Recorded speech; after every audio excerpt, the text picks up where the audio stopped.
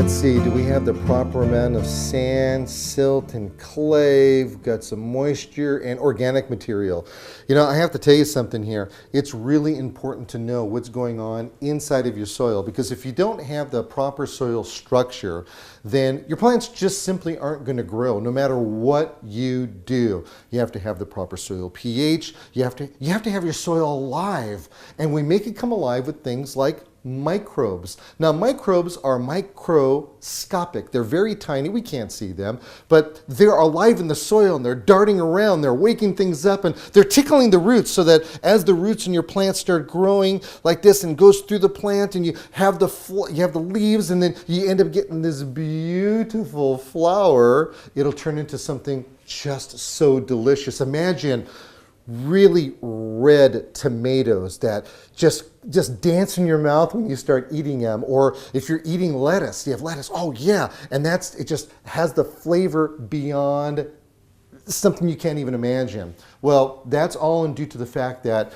your soil is alive, and these microbes can do that. Now, here's the problem that we have. We're not scientists, and we can't create and recreate those kinds of things in a laboratory, because I don't own a white smock. I don't know about you, but there are people who do something like that, and microbes are very safe, by the way. And the best part about it is microbes also help soften the dirt. So what do you say we go talk to the experts to find out how we can include microbes within our soil? I'm getting educated over here. And the education is that because I'm taking an organic approach to gardening, right, Bio-S.I is kind of like that booster. Absolutely. It helps. When you use organic fertilizers, they're usually slow in getting into the plant. The microbes help break those down so the nutrients are available to the plant much quicker. So it makes your whole organic program more efficient. Okay, you used the word microbe. I remember a long time ago when I first started in this business that there was it was a little trend where we saw these oil fields that were bursting out into the ocean. Right. And then they took these microbes and they threw them out, and they cleaned up the water. Right. So what you've done is that, as I understand it, is that you're taking that same type of technology, live organisms out of the soil. That's correct. You build a little home for them, and then we're able to go down to our local retailer and get some of it. Absolutely. Okay, how do we do this?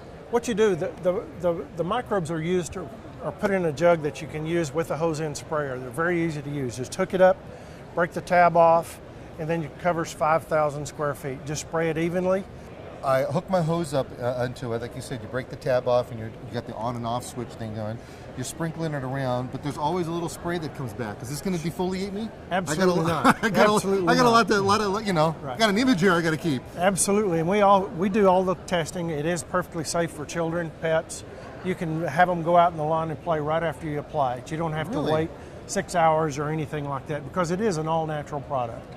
You go to the market, you buy yourself a tomato. It could be the most beautiful, delicious red tomato.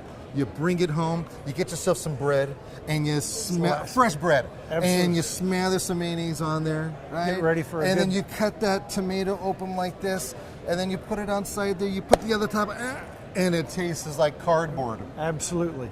The reason that happens a lot of times when we put our fertilizers on the ground, we think the job's done.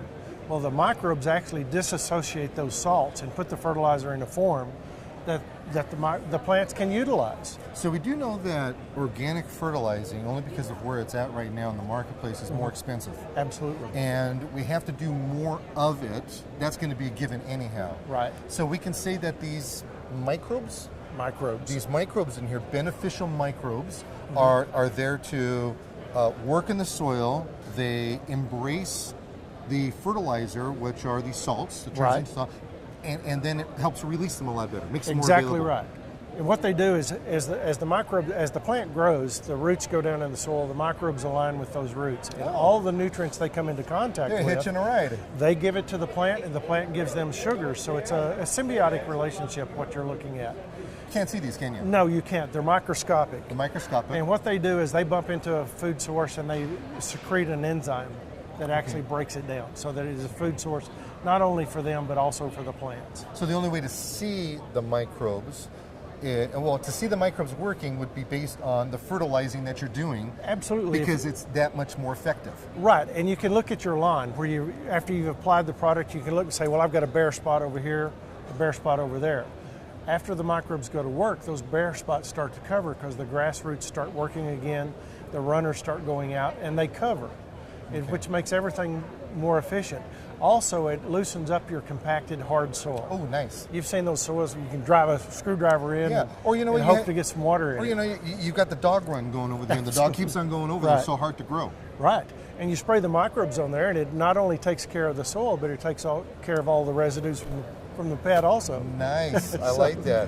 Well, and thank you for sharing this information with us, because I see it to be so beneficial for your yard, your gardens, and for agriculture applications as well. Right.